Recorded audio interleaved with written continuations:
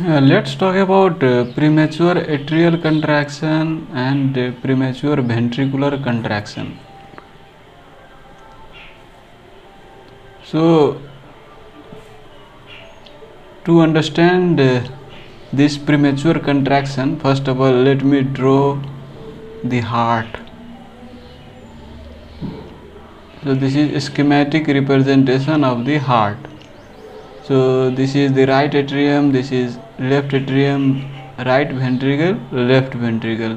This is SA node and this is AV node, and from AV node there are bundle branches, left bundle branch, right bundle branch, and this bundle branch further divides into anterior and posterior fascicles.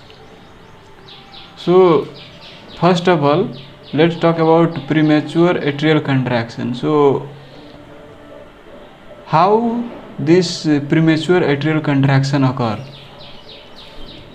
So this abnormal premature contraction can occur from this side, this side, this side, anywhere it can arise.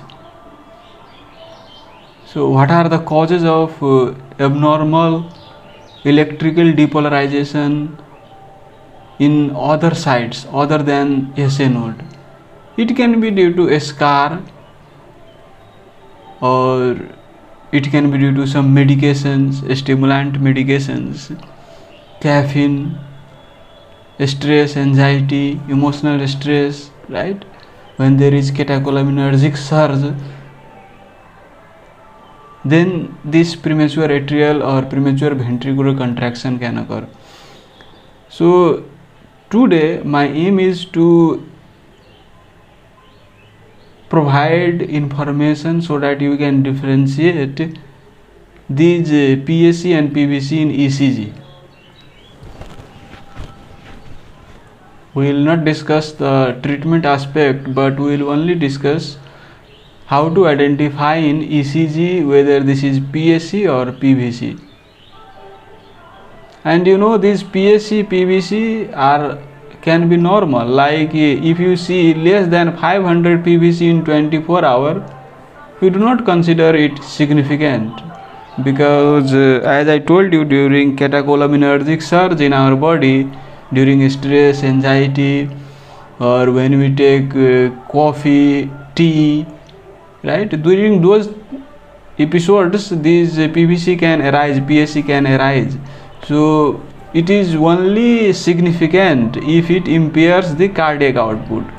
If there is so much PAC, PVC that is impairing cardiac output, leading to symptoms like lightheadedness, dizziness, syncope, palpitations, like those things, then only we consider treatment, right? Other than that, if the number of PVC is less than 500 in 24 hours, we do not treat it, right? So now let's come to our discussion of ECG. So to understand that, first of all, let me draw a normal ECG for you. So this is P wave, this is QRST, this is PQRST, PQRST, PQRST, PQRST. So this is P wave, right? And this P wave is occurring regularly. Like let's suppose this is occurring at interval of 0.6 second.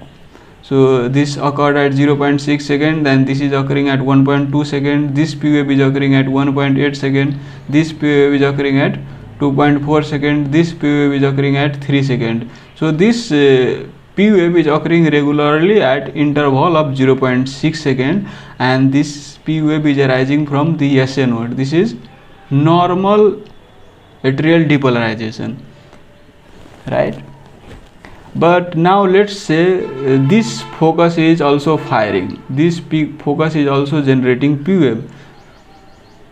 There is one extra focus that is generating P wave, right? So let me draw another ECG. Let's suppose this P wave and this QRST. So this P wave that you see here is, let's say this is originating from the SA node, and you can see this morphology. Again, let's say this is another P QRS T. Let's say this P wave is also originating from SA node, and you can see this same morphology like this. But now let's suppose this focus is firing.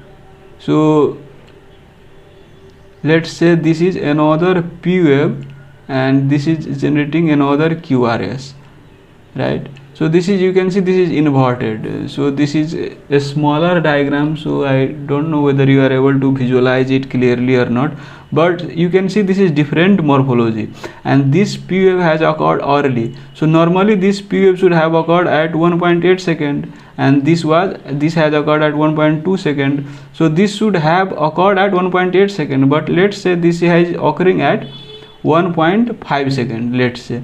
So this since this P wave originated from abnormal site and this occurred early compared to the regular scheduled P wave, this we call premature atrial depolarization. Actually, the premature atrial depolarization is the correct term than contraction. I have explained that in one YouTube short, you can watch it, why this we should not prefer this contraction terminology, we should tell it premature atrial depolarization. So this premature atrial depolarization occurred at 1.5 second. So let's suppose this here, this fired and this got conducted down here. So since this got conducted, this you can see there is ventricular depolarization. Since this P wave originated from other focus than other SA node, you can see different morphology than this P wave. This is how you distinguish whether this is from SA node or this is from ectopic site, right? Now what happens that this current is not going only in this direction. This, you know, current can go in any direction. There is one energy, so energy does not flow in one particular direction, it can flow in other direction as well. So when this current goes to the SA node, what it does that it adjusts the SA node, it resets the SA node. This is called resetting of SA node. So this current is going now here and it depolarizes the SA node, and SA node thinks that, oh, I have just fired now. This fools the SA node. Actually this SA node should have fired at 1.8 second, but since this current is not only going in downward direction but in also upward direction and depolarizing the SA node, and after SA node gets depolarized, SA node thinks that I have just fired, so I should not fire now, right? So you can see here actually P wave should have occurred here, but P wave does not occur at this interval at 1.8 second.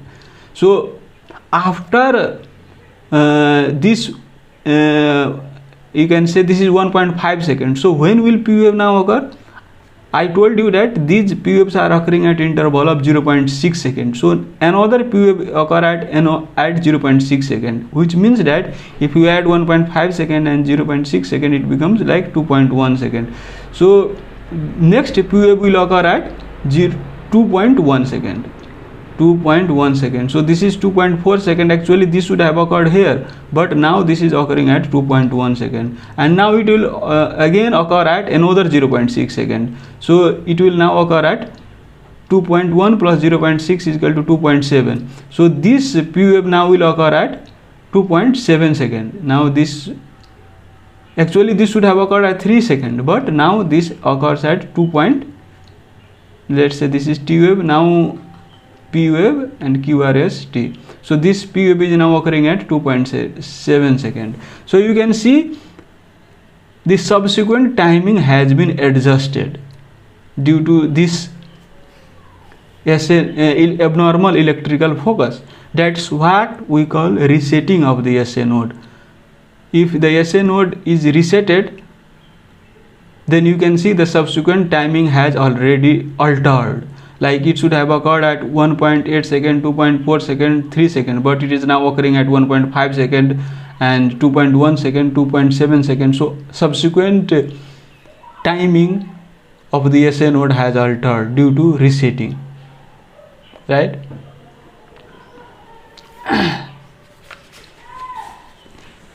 Now let's talk about PVC. So this is PAC, premature atrial contraction. Now this is our normal baseline ECG. Now let's talk about PVC. So let's say this is P wave and QRS T, right?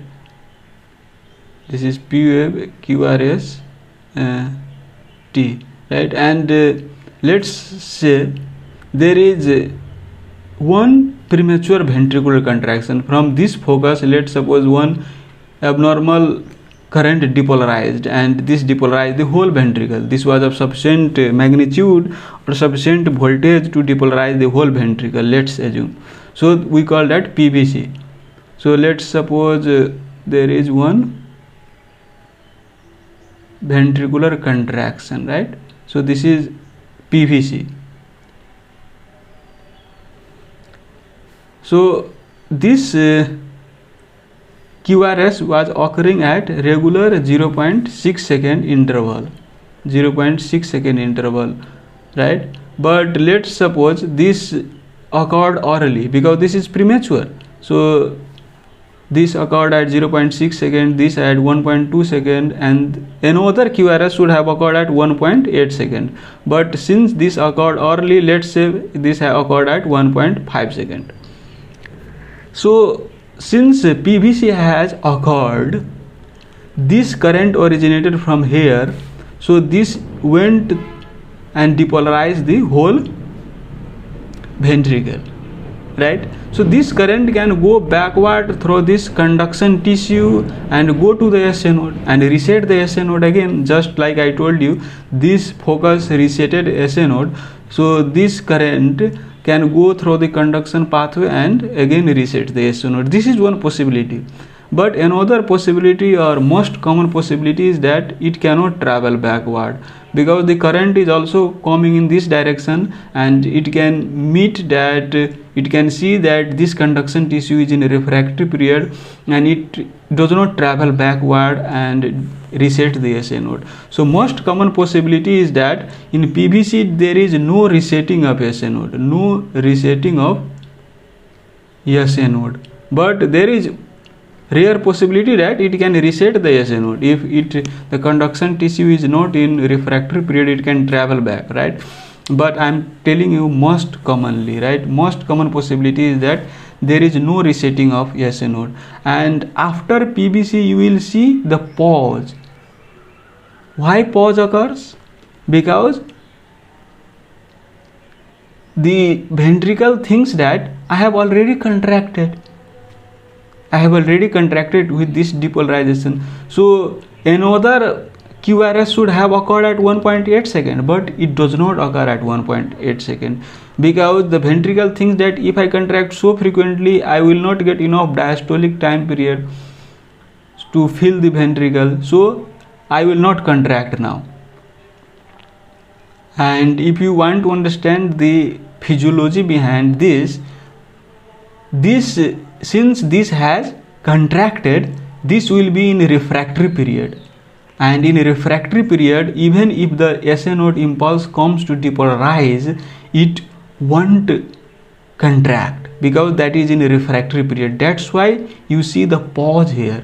So there will be pause, and afterwards again and when the refractory period goes away, then again this P wave comes and again it depolarizes the ventricle, right? So this we call compensatory pause. Compensatory means compensatory pause. So what do you understand by compensatory?